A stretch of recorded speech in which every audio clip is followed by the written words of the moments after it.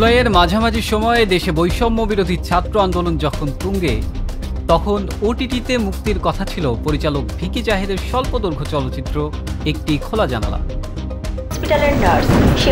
তবে দেশের রাজনৈতিক পরিস্থিতি বিবেচনায় নিয়ে ছবিটির মুক্তি পিছিয়ে দেয় OTT platform binge.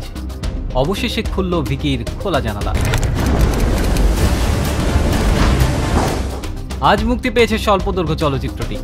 Psycho thriller গল্পের এই ছবিতে নার্সের ভূমিকায় অভিনয় করেছেন সালহা খানম নাদিয়া ও তাসনিয়া ফারিন। দুজনের চরিত্রই নার্স। আমি তোমাকে খুব পছন্দ করি। কেশবগঞ্জ নামের এলাকায় একের পর এক নার্স খুনের ঘটনায় আতঙ্ক ছড়িয়ে পড়ে।